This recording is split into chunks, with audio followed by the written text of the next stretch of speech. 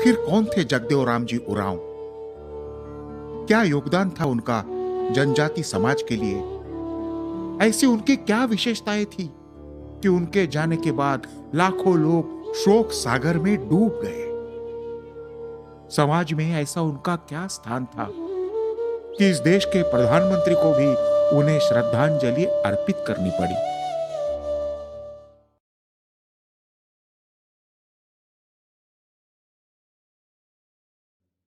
छत्तीसगढ़ प्रांत के रायगढ़ जिले के एक छोटे से जनजाति गांव में जगदेव राम जी का जन्म हुआ।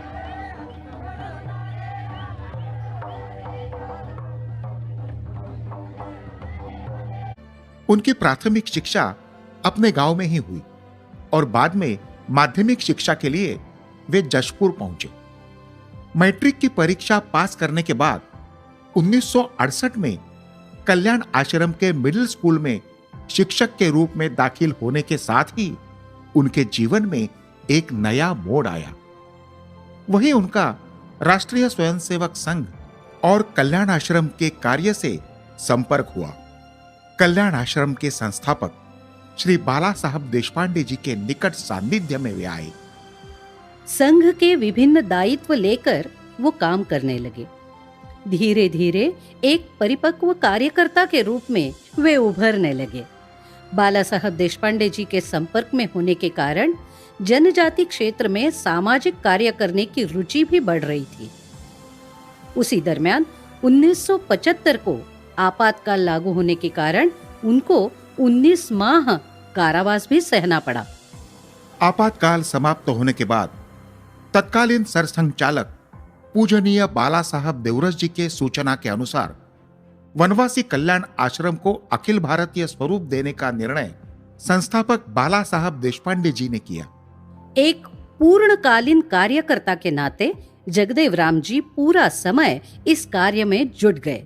बाला साहब देशपांडे जी के सहयोगी बनकर उनके साथ उन्होंने संपूर्ण देश के कल्याण आश्रम के विस्तार हेतु प्रवास आरंभ किया। उनका समर्पण भाव और कार्य के प्रति निष्ठा को देखकर बाला साहब देशपांडे जी ने उन पर अखिल भारतीय उपाध्यक्ष और बाद में कार्याध्यक्ष का दायित्व सौंपा। 1995 में बाला साहब देशपांडे जी का स्वर्गवास हुआ और उसके बाद जगदेव राम जी के ऊपर अखिल भारतीय अध्यक्ष का दायित्व आ गया और जीवन के अंत तक इस दायित्व का उन्होंने निर्वाहन किया। जगदेव राम जी 25 साल कल्याण आश्रम के अध्यक्ष थे। उनके कार्यकाल में ही कल्याण आश्रम के विभिन्न आयाम जैसे हित रक्षा, जनजाति संगठना संपर्क, जनजाति सुरक्षा मंच, लोक कला मंच, ग्राम विकास जैसे आयामों का प्रारंभ हुआ। सभी आयामों के माध्यम से देश के लगभग सभी क्षेत्र में कल्याण आश्रम का काम पहुंचाने में जगदेव राम जी के मार्गदर्शन और परिश्रम का बहुत बड़ा योगदान रहा।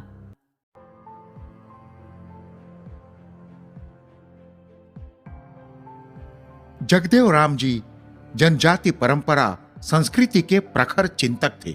जनजाति समाज हिंदू समाज का एक अभिन्न अंग है, यह बात वे इतनी तर्कशुद्ध और स्पष्टता से रखते थे कि किसी के मन में कोई संदेह नहीं रहता था। जनजाति समाज का गौरवशाली एवं प्रेरणास्पद इतिहास उनकी वाणी से सुनना एक अद्भुत अनुभव रहता था। पौराणिक कथाएं और अनेक उदाहरण देकर वे इतने प्रभावी ढंग से विषय प्रस्तुत करते थे कि अपने वनवासी बंधुओं के शौर्य, पराक्रम और अपने धर्म के प्रति उनकी अटूट निष्ठा की गाथा सुनकर शरीर पर रोमांच खड़े हो जाते। हिंदू धर्म या भारतीय संस्कृति परंपरा की अगर सही मायने में किसी ने रक्षा और संवर्धन किया है तो वो जनजाति समाज ने। अपने धर्म, संस्कृति, परंपरा के प्रति जितनी श्रद्धा उनके मन में हम उत्पन्न करेंगे, इतनी हमारी धर्म की जड़ें मजबूत होंगी। यह जगदेव राम जी का स्पष्ट कहना था। विभिन्न सम्मेलनों, बैठकों और अभ्यास वर्ग में इस विषय को वे आग्रह पूर्वक प्रतिपादित करते थे। शबरी कुंभ, कुंभ मेले में जनजाति समाज की सहभागिता, रोहतासगढ़ तीर्थ यात्रा, बड़े बड़े हिंदू सम्मेलन, ये सारे उनके ही चिंतन एवं मार्गदर्शन के मूर्त स्वरूप थे। जगदेव राम जी पिछले 25 साल से कल्याण आश्रम के अध्यक्ष थे, लेकिन इस पद के पास आने वाले अहंकार और महिमा मंडन को उन्होंने कभी भी अपने पास भटकने नहीं दिया।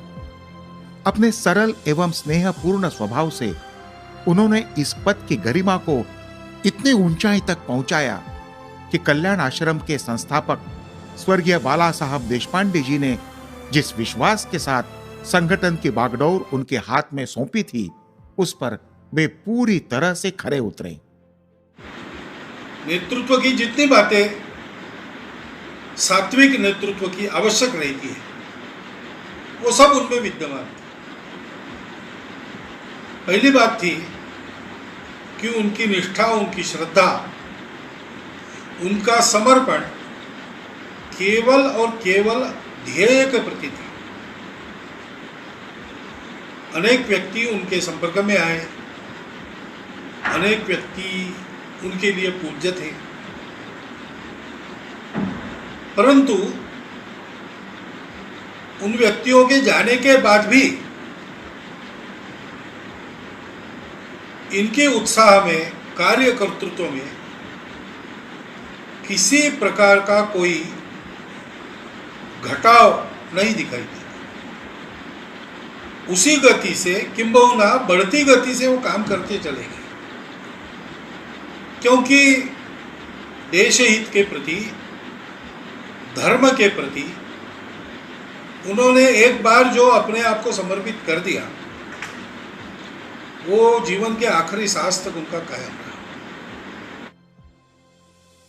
जनजाति समाज में तो वैसे अनेक संत, महंत, महापुरुष निर्माण हुए, लेकिन संन्यास्त वृत्ति धारण कर अपने समाज की सर्वांगीण उन्नति के लिए समाज में ही रहकर जिन्होंने संपूर्ण जीवन जनजाति समाज के लिए समर्पित किया, ऐसे जगदेव राम जी देश के शायद एकमात्र सामाजिक कार्यकर्ता होंगे। 15 जुलाई 2020 को जगदेव राम जी ने इस दुनिया से तो विदाई ली, लेकिन उनकी सादगी, सहजता, मन की निर्मलता, स्नेहपूर्ण एवं निष्कपट व्यवहार, उनकी वह भोली भाली मुस्कान आदि गुणों का प्रभाव छोड़कर वो चले गए।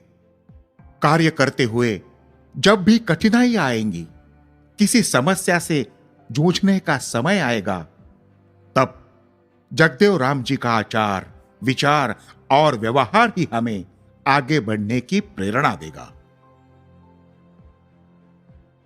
पूरा दृश्य देखने के बाद ऐसा लगता है कि अब अरण्यवासिनी भारत माता जाग उठी है। और हम सब जानते हैं कि नदी जो है पहाड़ से नीचे की ओर, समुद्र की ओर जाती है।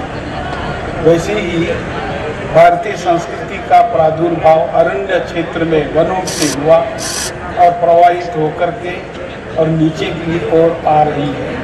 आज की स्थिति में वन क्षेत्र इसका कुछ प्रभाव कम हो गया। आज यह सब दृश्य देखने के बाद ऐसा लग रहा है कि ऊर्ध्वगामिनी हो रही संस्कृति। अब ये समुद्र किनारे में बम्बई है, यहाँ से अब वनगिरी, जंगलों, पर्वतों में रहने वाले क्षेत्र हैं। और मुझे ऐसा लगता है कि वो भी क्षेत्र अभी बचेगा नहीं। क्रीड़ा के क्षेत्र में, शिक्षा, स्वास्थ्य, ग्राम विकास, चाहे किसी भी क्षेत्र में, कोई भी वनवासी क्षेत्र नहीं बचेगा।